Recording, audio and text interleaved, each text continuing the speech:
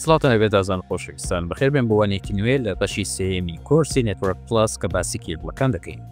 لەوانەیە ئیمڕۆ بە شێوازێکی کورت بینەری ڤیدیۆیەک دەبیت کە چۆن بتوانیت تۆ بە شێوازێکی ئاسان کێبڵی تویستت پێر ببەستی بە کۆنێکتەری RJ45.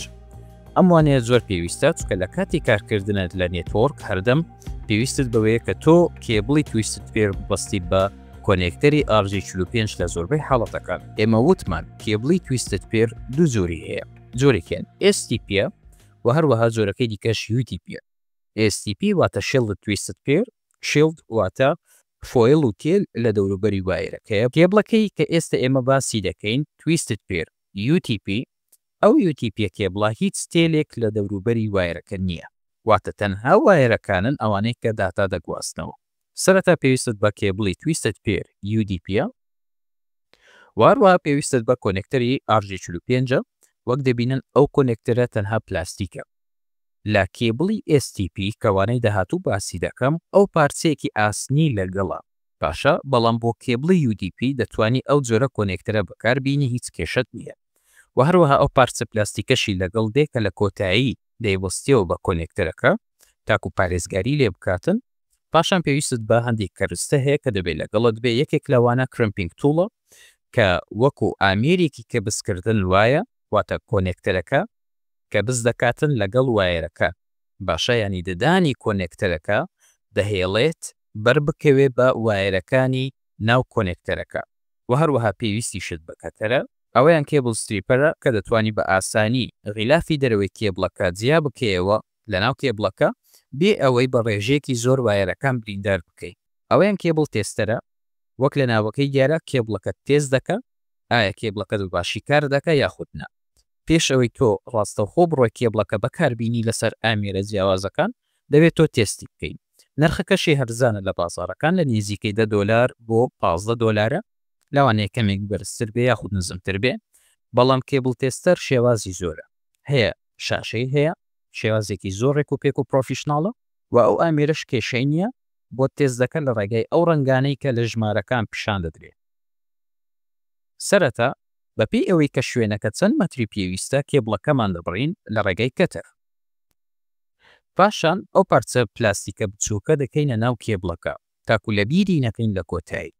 ئەوە کێبڵی کات شەشە کە پارچەیەکی پلاستیک لە ناوەی کێبڵەکەیە و هەروەها داوێکیشی تێدایە. ئەم داوە لە کۆتاییەکەی لێ دەکەیەوە پێویست نییە چونکە ئەو تەنها بۆوەیە کە بتوانی غیلافی دەرەوەی کێبڵەکە لێ بکەیەوە بە ئاسانی بێ ئەوەی پێویست بکە ڕێگای چەقۆ و تۆ غیلافی دەرەوەی لێ بکەیەوە.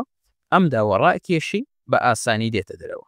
وەک دەبینن ئەوە کە گوتمان کێبڵ ستریپەرە بەم شێوازە بەشەکەی دەرەوەی کێبڵەکە جیا دەکەیەوە.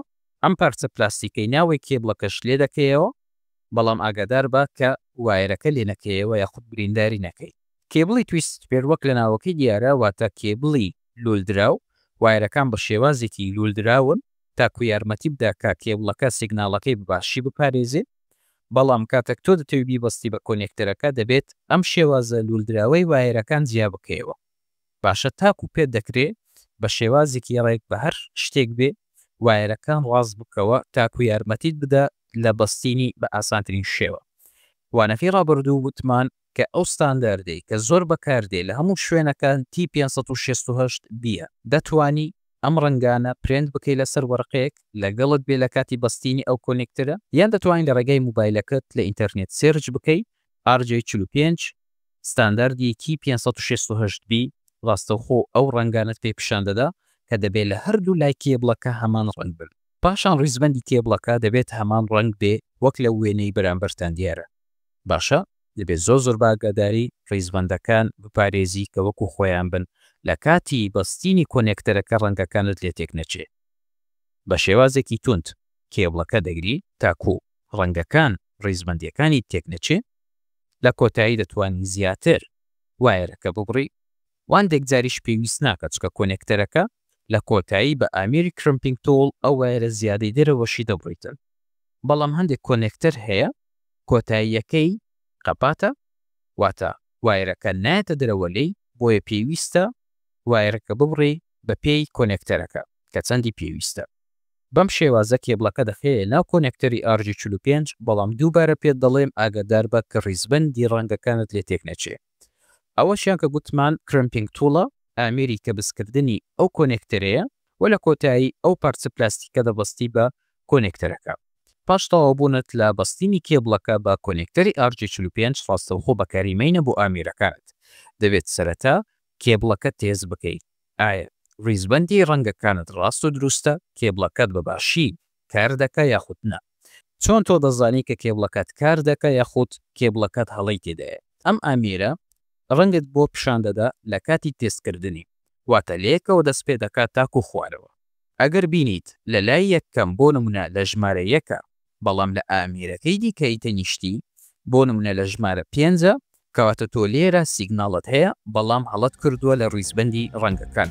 بۆیە لە ئامێری یەکەم کە لە یەک دەست پێ دەکات دەبێت لە ئامێرەکەی دیکەش لێکەوە دەست پێ بکە. بەم شێوازە تا کۆتایی دەبێت هەردووکیان بە هەمان ڕیزبەندی ڕەنگەکان کار بکەن. هاوڕێیان وازە گەشتنە کۆتایی ئەم ڤیدیۆیە کە باسی ئەومان کرد تۆ چۆن بتوانی کێبڵی تویستت پێر لە جۆری UTP ببەستی بە کۆنێکتەری RJ45. وانەی داهاتوو باسی هەمان جۆری کێبڵ دەکەین بەڵام لە جۆری STP واتە شێڵدە تویستت پێر بیبەستی بە کۆنێکتەری RJ45. تاکوانەی داهاتوو هەر شاد و بەختەوەربن. خوداحافیز.